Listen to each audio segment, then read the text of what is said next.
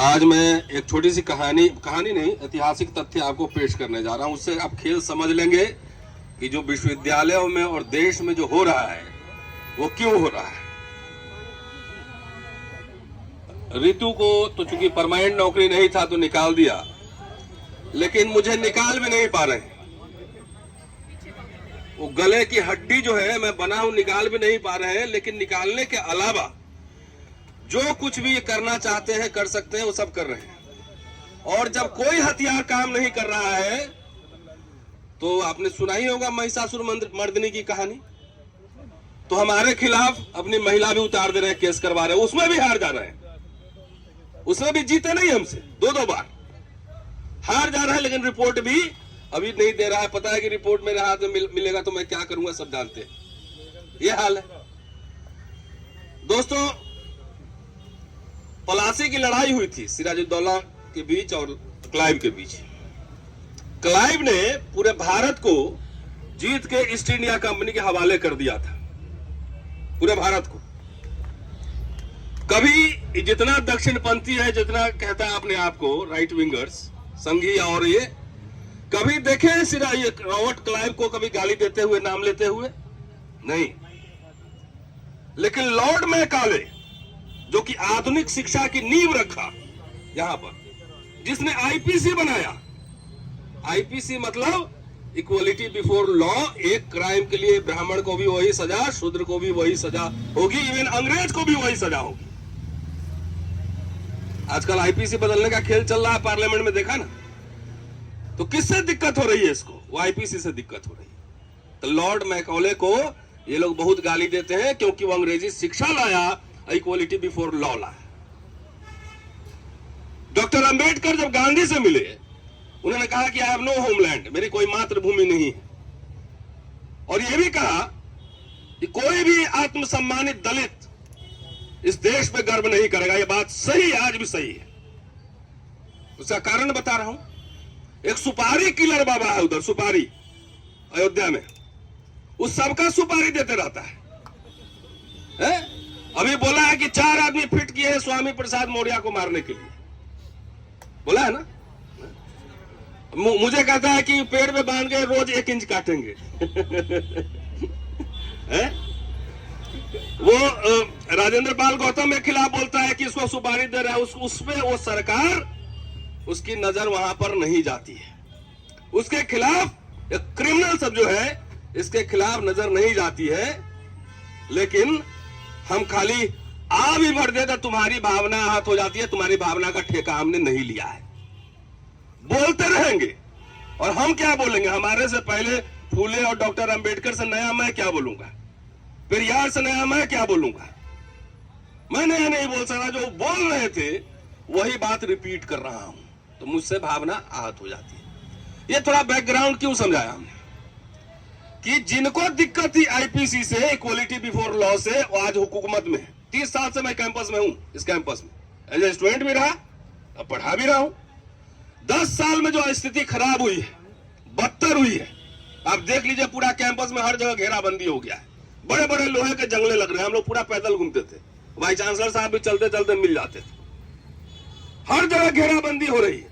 इतनी बदतर स्थिति कभी नहीं थी। वैचारिक लड़ाइयां हमारा उस समय भी होता था, लेकिन कभी किसी का छुट्टी नहीं रोका जाता था, कभी किसी का प्रमोशन नहीं रोका जाता था, रूटीन काम नहीं रोका जाता था। आज क्या है?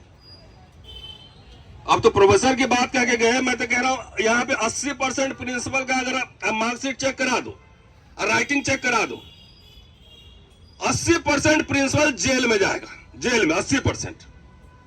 हमारे ही कॉलेज के प्रिंसिपल, वो कैसे प्रिंसिपल बनी है, कौन से पॉइंट्स जोड़े हैं, कौन से लेख है, कौन से आर्टिकल है, पूरे दुनिया को नहीं पता है, पूरे किसी को नहीं पता है। अरे भाई, मैं लिखता हूं तो मेरी किताबें जाके देखो, अमेज़न पर टाइप करो ना, और दुनिया के किसी कमिटी से चेक करा लो। तुम छुपा के क्यों रखे हो? क्योंकि मैं जानता हूं कि तू फर्जी है। मैं जानता हूं कि सविता राय बदमाश है। इसलिए कि 500 मीटर है हमारे कॉलेज में और दौलत राम कॉलेज की दूरी, 500 मीटर।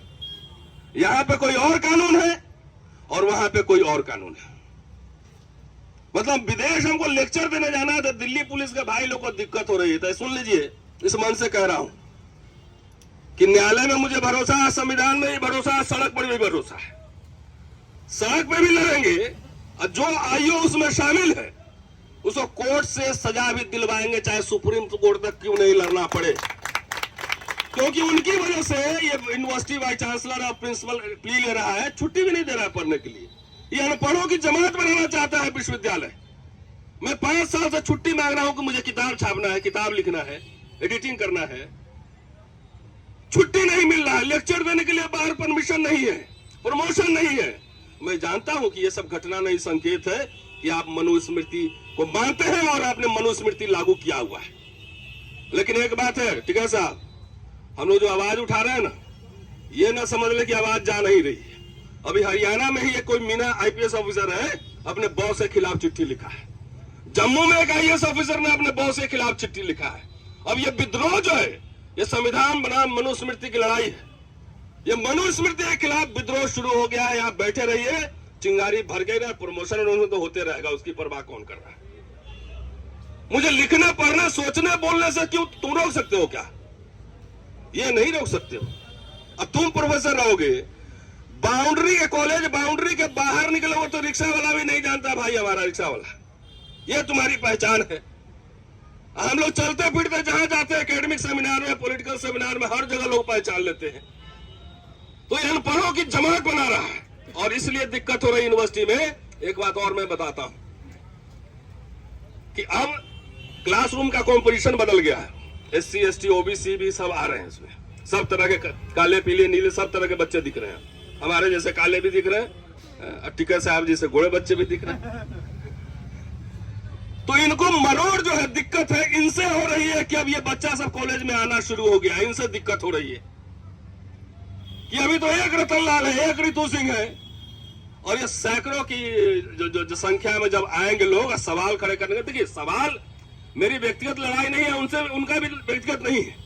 बाबा साहब ने कहा था कि भारत का इतिहास और कुछ नहीं है, ये ब्राह्मण धर्म और बौद्ध धर्म में लड़ाई का इतिहास है, और ये अभी लागू है, चल रहा है। वो मैं देख सकता हूं दिल्ली के हाट में, दिल्ली विश्वविद्यालय में जब ये सब चल रहा है, show me your caste I will show you the rules. संप्रदायवाद और जातिवाद दोनों एक सिक्के के पहलू हैं। अब पुलिस वाला लोग भी क्या करें, इनके अपने बॉसेस का जो है सलाम बजाना पड़ता है।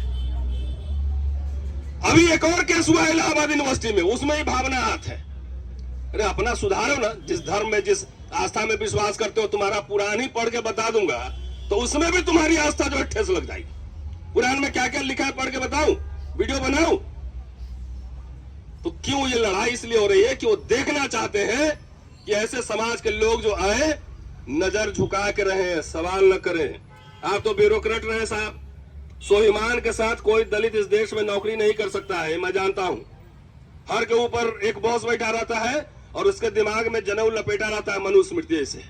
भले वो IIT में पढ़ ले, वो कहीं भी पढ़ ले, ऑक्सफोर्ड में, लेकिन जाति उसका जाता नहीं है, बस जानते हैं। इसलिए एक और मेथड मैंने इस्तेमाल इजाद किया। कानूनी लड़ाई भी होगी, सड़क पे भी लड़ाई होगी, लेकिन सबसे ज्यादा चोट जानते हैं किससे लगता है? सबसे ज्यादा चोट लगता है एक दलित जब आंख में आंख मिला के जब बोलता है ना, तो उसके माथे में जो है ना, मुझे पता है ना, इसलिए बेइज्जत करो ऐसे लोगों को। सामने बोलो, मुंह पर बोलो कि कुंजी छाप है, तुम बोलो उसको कुंजी छाप है। पूरे दुनिया में जान गया है कि कौन कौन कुंजी छाप है। उसको ह्यूमिलिएट करो पब्लिक में, क्योंकि जब आप चुप रहे, कानून लड़ाई तो अपनी प्रक्रिया लेती है, वो प्रक्रिया होती है। लेकिन जब आंख में आंख मिला के रोज लड़ोगे ना, तो उनके पुरखे ऊपर जो है ना, पुरखे होंगे ऊपर, तो उनको भी हड्डी में चोट लगता है कि एक दलित से सुन के आया है। मैं जानता हूं, गांव में देखा था हमने, तो वो साइकोलॉजी में जानता हूं। इसलिए जो भी साथी इस तरह का हो, बाबा साहब बार बार कह रहे हैं कि बात सिर्फ रोटी का नहीं, स्वाभिमान की बात है, स्वाभिमान की लड़ाई है। ये हमारा स्वाभिमान तोड़ना चाहते हैं, किसी कीमत पर ये हमें बर्दाश्त नहीं है। मैं किसी दुनिया के किसी जोड़े को कह रहा हूं, 2 प्रिंसिपल है, खाली बायोडाटा उठा ले और दोनों को ईमानदारी से खाली दिखा दे कि ये इसका बायोडाटा है।